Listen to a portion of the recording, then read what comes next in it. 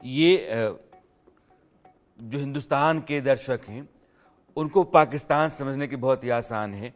आरिफ अजाकिया साहब पाकिस्तान से हैं और पाकिस्तान के नुक्कड़ कस्बे शहर सबसे वाकिफ़ है। वहाँ कुछ भी होता है तो उसका पता आपको रहता है। मैं फिर से लौटता हूँ यह बताने के लिए कि पाकिस्तान में क्या हो रहा है। पाकिस्तान के पूर्व प्रधानमंत्री इमरान खान की बीवी बुशरा बीवी ने यह कहा है कि इमरान खान अगर जेल में हैं तो एक बड़ी साजिश के तहत हैं और वो साजिश सऊदी अरब ने की थी। यानी कि मोहम्मद बिन सलमान जो वहाँ के किंग हैं, उन्होंने, प्रिंस मोहम्मद बिन सलमान, उन्होंने एक बड़ी साजिश उस समय के जो आर्मी चीफ थे बाजवा के साथ की, इमरान खान को सत्ता से बेदखल करने के लिए, उनको जेल के भीतर डालने के लिए। अब वो हुंकार भर रही हैं कि 24 तारीख को, यानी कि 2 दिन बाद, पाकिस्तान में तमाम इमरान समर्थक, पीटीआई के समर्थक इस्लामाबाद पहुँचें और इस्लामाबाद में वो बड़ा प्रोटेस्ट करें। और ये वो वक्त है जब एक बड़ा मेहमान लुकाशेंको आ रहे हैं। वो बेलारूस के प्रेसिडेंट हैं और अंदेशा इस बात का है कि वहाँ माहौल बिगड़ सकते हैं। आरजू काज़मी पाकिस्तान की पत्रकार हैं। आरजू मेरे साथ जुड़ी हुई।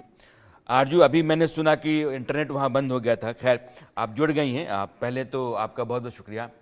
ये जो हालात हैं, बुशरा बीवी ने जो बयान दिया और 24 तारीख को जो प्रोटेस्ट बुलाया गया है पीटीआई की तरफ से, 25 तारीख को लुकाशेंको आ रहे हैं, कोर्ट ने कहा है कि कोई भी प्रोटेस्ट नहीं होगा। हालात कैसे हैं पाकिस्तान में?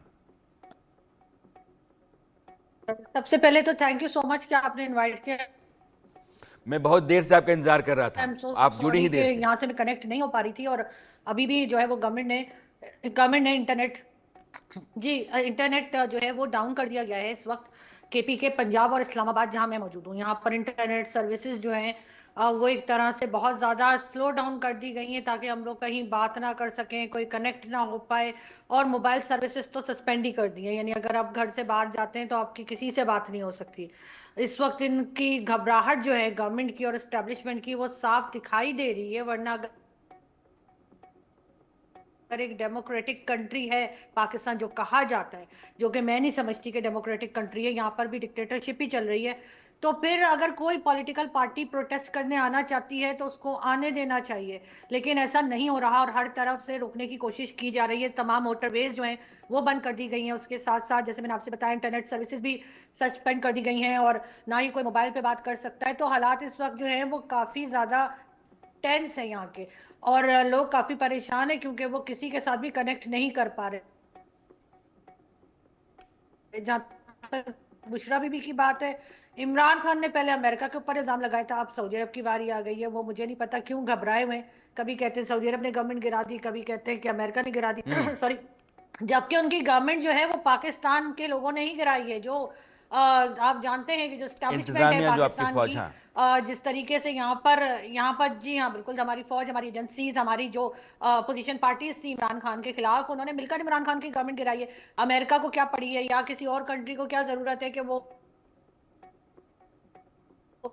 इमरान खान की गवर्नमेंट को गिराए। लेकिन इमरान खान हर 2 दिन के बाद किसी के ऊपर इल्जाम लगा देते हैं। अगर नहीं कहते तो वो उस तरफ इशारा नहीं करते जहां उनको करना चाहिए कि जी मेरी गवर्नमेंट जो है वो हमारी फौज नहीं चलने देती, हमारी एजेंसीज नहीं चलने देती, हमारी अपोजिशन पार्टीज नहीं चलने देती। इमरान खान ये सब कुछ नहीं कहते, वो कभी अमेरिका चले जाते हैं, कभी सऊदीया चले जाते हैं। और यहाँ पर जो आम पब्लिक है उसका जीना मुहाल कर रखा है कि आपका इंटरनेट नहीं चल रहा, आपकी रोड्स ब्लॉक है। कंटेनर सिटी बनाकर रख दिया है इस्लामाबाद में, चारों तरफ कंटेनर्स है। कहीं भी आपने जाना हो बहुत मुश्किल होती है। और साथ साथ जैसे मैंने कहा कि हर तरफ से उन्होंने जो है वो केपीके के रास्ते भी बंद कर दिए हैं और लाहौर से हर तरफ से लोगों को रोका जा रहा है। एक तरफ कहते हैं कि इमरान खान के कोई सपोर्टर्स ही नहीं है, कोई बाहर ही नहीं आएगा, और दूसरी तरफ हर तरफ से रोड ब्लॉक करके रखी है। तो इससे साफ पता तो यही लग रहा है कि गवर्नमेंट कहीं ना कहीं इस वक्त एक कमजोर पॉइंट पर है। और बहुत से लोग तो ये बात भी कर रहे हैं कि शहबाज शरीफ साहब की भी कुर्सी जो है वो जरा हिल गई है और मुश्किल लग रहा है उनका ज्यादा दिन इसी पोजीशन पे ठहरे रहना। आरजू, मैं अपने दर्शकों को बताऊं कि आरजू पाकिस्तान की जानी मानी पत्रकार हैं और 4-5 बातें वो कह रही हैं, चूंकि उनकी आवाज़ कट कट के आ रही है, उनका वीडियो कट कट के आ रहा है, क्योंकि पाकिस्तान के भीतर जो इंटरनेट है उसको गवर्नमेंट ने स्लो कर दिया है। घर के भीतर तो थोड़ा बहुत काम आप इंटरनेट पर बैठ के चला सकते हैं, लेकिन घर के बाहर जैसे जाते हैं आपका फ़ोन काम करना बंद कर देता है। इस्लामाबाद जो पाकिस्तान की राजधानी है उसमें कंटेनर्स लगा दिए गए हैं, जगह जगह नाकेबंदी है और पूरी तरीके से किले में इस्लामाबाद को तब्दील कर दिया गया है। यानी कि फोर्स और पुलिस उनका बहुत तगड़ा बंदोबस्त है, इसलिए कि 24 तारीख को पाकिस्तान में इमरान खान की पार्टी पीटीआई के लोगों ने प्रोटेस्ट बुला रखा है और 25 तारीख को बेलारूस के प्रेसिडेंट लुकाशेंको वहां आ रहे हैं। लुकाशेंको के नाम पर कोर्ट का हवाला देकर के, कोर्ट से आदेश लेकर के सरकार जो है वो इमरान खान के समर्थकों को आने देना नहीं चाहती है। और आरजू ये कह रही है कि दरअसल ये लोकतांत्रिक अधिकार है, लेकिन लोकतंत्र है ही नहीं पाकिस्तान में, इसलिए कोई आदमी प्रोटेस्ट करने आना चाहता है, आप उसको मौका देना चाहिए, उसके लिए कोई बंदिश तो होनी नहीं चाहिए, वो अपना प्रोटेस्ट करे चला जाए। लेकिन ऐसी स्थितियां नहीं है, वो कहें कि यहाँ लोकतंत्र है ही नहीं, यहाँ दरअसल तानाशाही चली पाकिस्तान के भीतर और उनकी आवाज़ यहाँ तक पहुँच रही है, ये अपने आप में बड़ी बात है। अब फिर आरजू क्या लगता है, ये जो मई 2022 के हालात है पाकिस्तान में, क्या वैसे हालात का अंदेशा है आपको?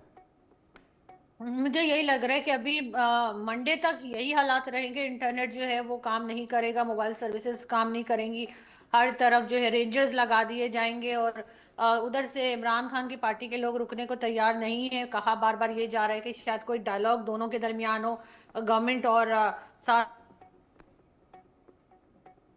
पीटीआई के बीच में, लेकिन वो भी होता हुआ दिखाई नहीं दे रहा। तो कहीं ना कहीं कुछ हंगामे की सिचुएशन जो है वो दिख रही है और गवर्नमेंट शायद खुद भी यही चाहती है कि लोगों को ये लगे कि इमरान खान के लोग आते हैं, हर बार तोड़फोड़ होती है, हंगामा होता है, इसीलिए इनको नहीं आने दिया जा रहा।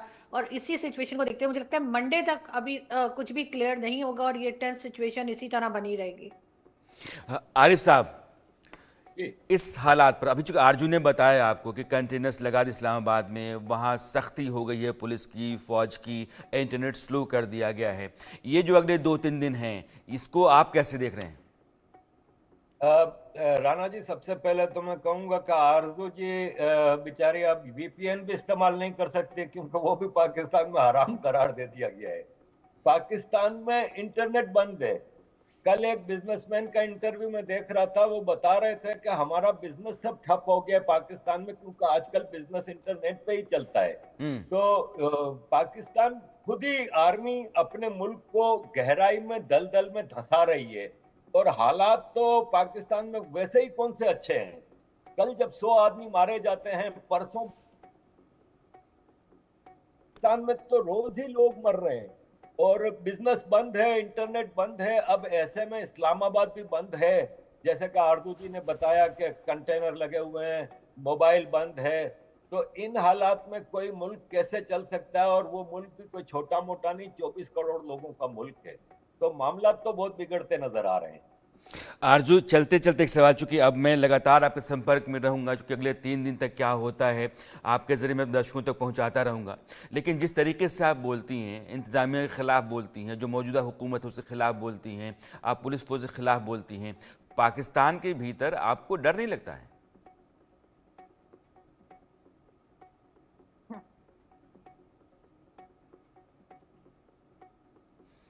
आरजू से मेरा संपर्क टूट गया है। आरिफ साहब, आप जुड़े, आपने मेरे दर्शकों को बहुत कुछ बताया है और आपकी जो साफगोई है और समझ जो पाकिस्तान को लेकर के है, वो हिंदुस्तान के भीतर जो हमारे दर्शक हैं उनके लिए बहुत काम की है। बहुत बहुत शुक्रिया आपका।